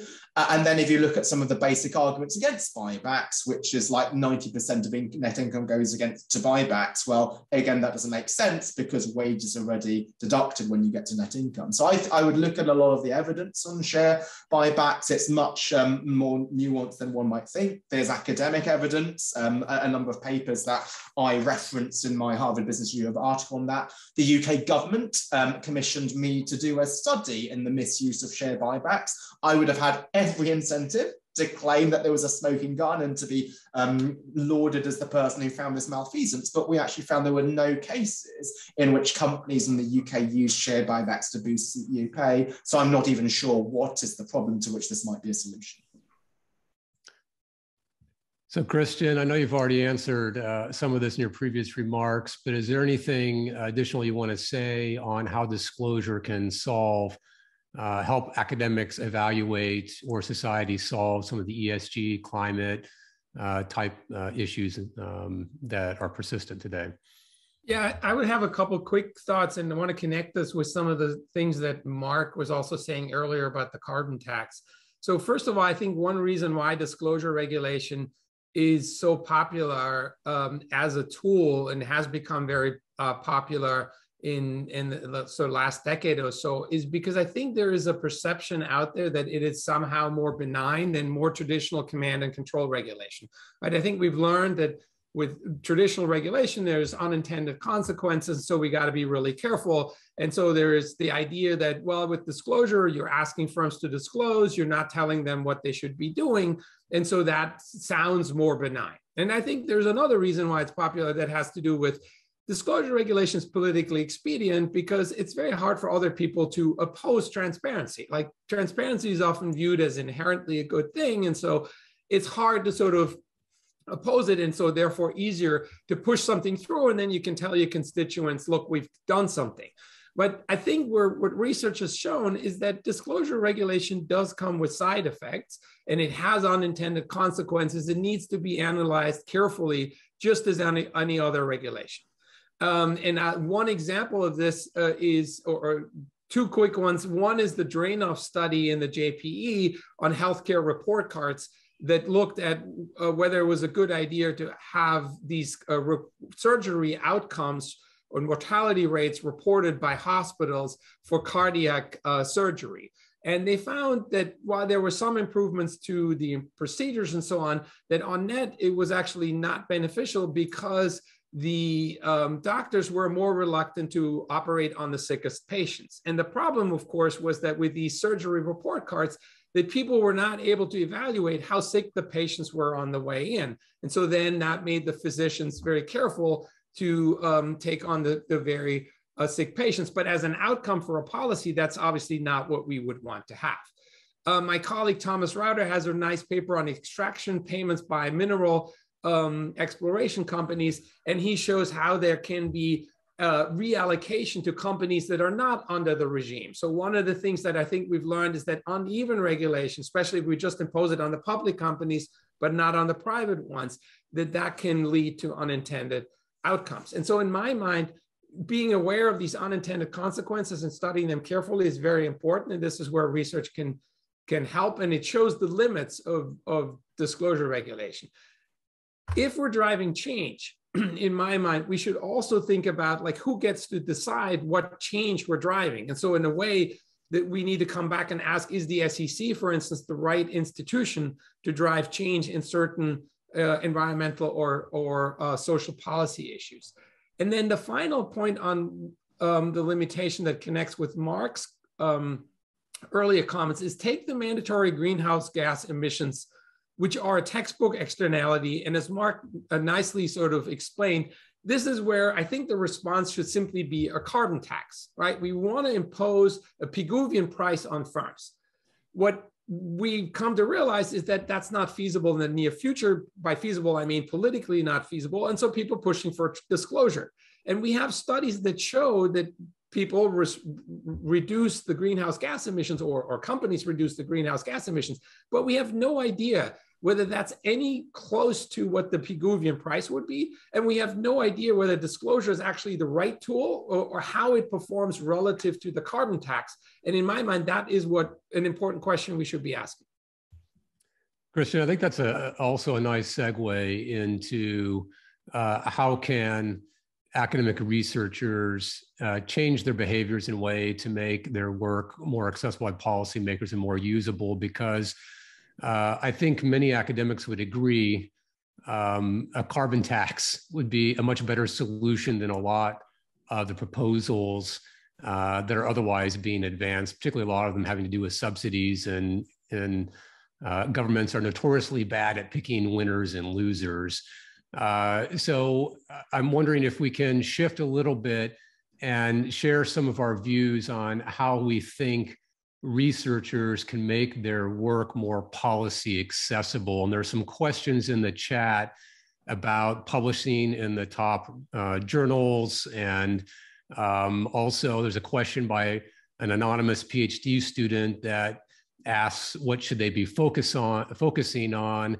And maybe some of those answers have to do focusing on topics that aren't yet interesting, but may one day be interesting. So I want to open it up as a general discussion. Mark, do you want to lead off and just give some of your thoughts? Sure, I've got a couple of thoughts. Actually, I had a couple of thoughts on the last round, which I'll try to interject quickly. I think Christian's exactly right about this point that I was making earlier about carbon tax versus disclosure. A risk of the disclosure is it's probably got to move in the right direction, so the sign looks good, probably. Even that is a little bit questionable to the extent ExxonMobil thinks they have to disclose we've got these brown assets and this may be costly in terms of our image. Well, they sell the non-green assets to somebody on the private market and we get an equal number, and this is a known problem. And so if the disclosure forces a movement of the asset from the public sector to somewhere else, private sector, private companies, we're not net better off. The other risk about this is that, maybe we could get a carbon tax, and maybe if instead of thinking that it's absolutely impossible, which is a plausible conclusion based on what's happened over the last 30 years, to the extent we get some satisfaction by getting good disclosure, and that releases us for pushing for a carbon tax, maybe that's a potential negative. On the buybacks, I think the disclosure rules in general that are percolating for buybacks are good. I don't think they particularly deal with the big picture issue. The big picture issue, I think, is that a lot of people, particularly in Washington, public opinion, think buybacks are significantly hurting the large corporation. The disclosure rules, for the most part, there's a potential quasi-insider trading aspect to a buyback, in that if I have good news about my company and I'm a CEO, I know I can't buy the stock because I know we've hit gold in the mine. But if we've got a buyback program, I don't necessarily have to disclose under the current buyback rules every aspect of when we're buying and when.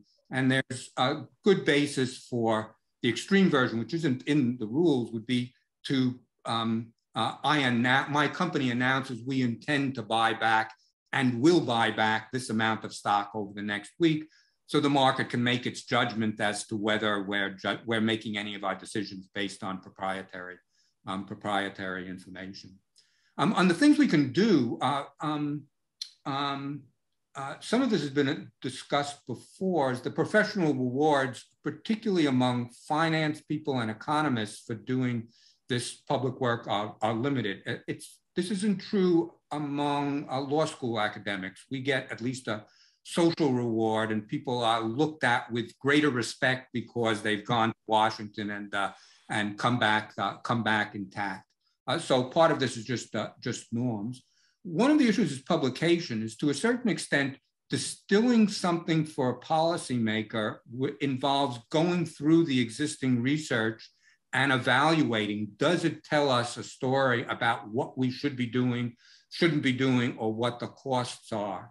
And my impression from finance and economics colleagues is that this starts to reek of a review paper, which is doable, but doesn't get the same sort of respect and maybe publication in the leading journals as original research. So one aspect would be some mechanism, maybe a special journal of a new journal that would deal with this, or repurposing of some of the existing journals. So there are some repurposing of some of the existing journals. Yeah, I think that's it. Right now, there's not a good way to do this in a way that I think people get professionally rewarded. Kristen, do you want to go next and maybe give your view too as senior editor at a top journal? Yeah, I think I have a series of ideas that I would, I mean, Alex already mentioned some of his in his opening remarks that I very much agree with. In my mind, if we really want to sort of make headway and get like from the 3 to the 5 that Mark had mentioned earlier, I would say we have to be more deliberate about it. And so my list would be, first, I would try to establish sort of a canon of policy relevant relations that are well established and well understood, so that it's easy for us to communicate some of the things that we know very, very well. And one thing that's important to point out here is we have hardly any meta-analyses in accounting, in econ or finance that try to sort of look at a combination of studies. The IGM expert panels that I mentioned earlier are an attempt to do this by surveys, asking people, do we have a consensus on a particular question? Highlighting this more where there is consensus, in my mind, and where we have evidence is very important. Second, I would say we should create clearinghouses or centers. That was something that Alex mentioned. You're engaged in that, Scott. I very much like that idea, so that we kind of, again, institutionalize this aggregation process, that it's not just on the individual researchers writing the survey papers, where I agree with Mark's comment about the benefits. I think you get citation benefits, you get to shape a little bit the literature, but it's a massive effort to write these pieces. And if we do this sort of more jointly, like as I was saying, the Cochrane reviews, there's often 50, 100 researchers involved in aggregating the research, and we don't have any effort anywhere close to that.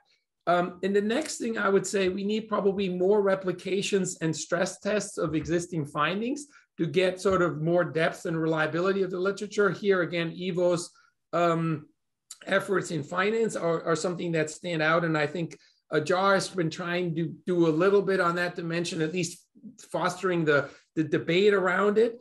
Then I would say that we need help from the regulators. That's sort of the other big, maybe new point, is that the regulators here need to help out on 2 dimensions. One, I think we got to be more open to conducting experiments and randomized control trials to sort of test certain policies and team up or jointly work on certain questions. And then the other related one is we need much more detailed data.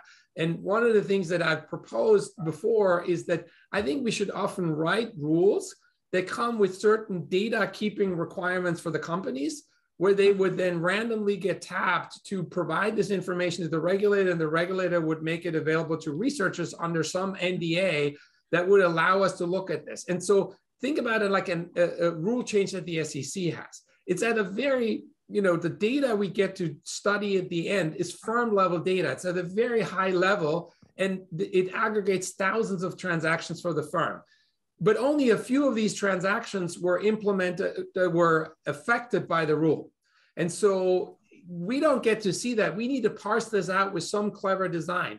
But it would often be much easier if the companies had to provide certain data to us that was sort of granular enough that we could actually see and study the impact. That would help also on the causality dimension, and would make, in my mind, a real difference if we want to understand what the impact of the policy is. And in my mind, companies will push back and they will say, oh, this is costly and an additional cost of the regulation on us.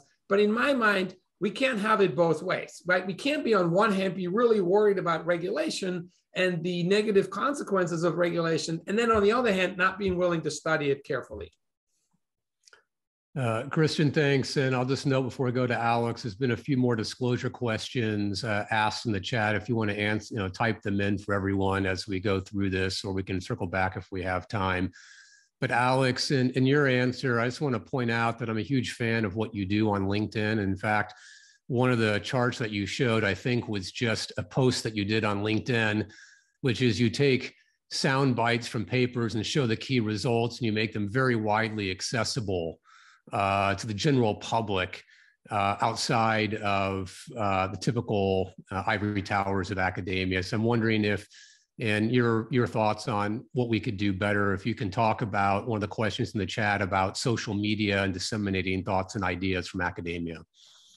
Yeah, thanks very much. I'll make 3 points. The first is how to make academic research just more impactful. And so I think there's a couple of things that can be done. First is collaboration, as I mentioned previously. And I'm really happy to share this one here. So this is an effort which Christian's been involved in with some other top academics across different institutions about the importance of mandatory carbon disclosures. This is something which was coordinated by the Centre for Economic Policy Research.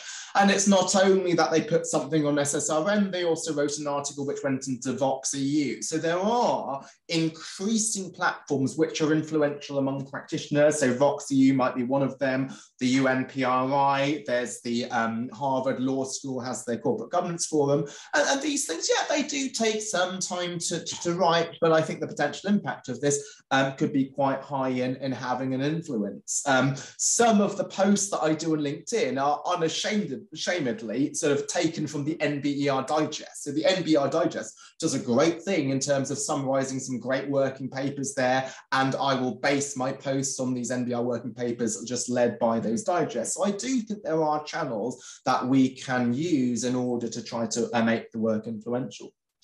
The second point is going to be on the role of journals. I know there were questions on this. So one of the questions is, well, should journals do more to market the papers? And I'd say yes, up to a point. So I think most journals have Twitter accounts where they'll be sharing their articles. There was the question about YouTube, and I am sort of open to different ways of different media. Certainly, I think the AER or the AEJs, they have podcasts, and that's a good way of going to these things. But my little caution will be a bit linked to that study by LBS and Diversity to begin with. Sometimes your objective might be impact and influence, and sometimes it might be easy to influence somebody just by giving what people would like to hear. So there was a journal which had its authors put out the paper on YouTube with a really snappy soundbite about the effect of divestment in ESG. And here is a really nice article by one of my colleagues, which just looks at actually the paper, its results, and why academically it was quite weak. But that was something where there was perhaps an incentive to get out there on something relevant, even if the paper wasn't actually so careful.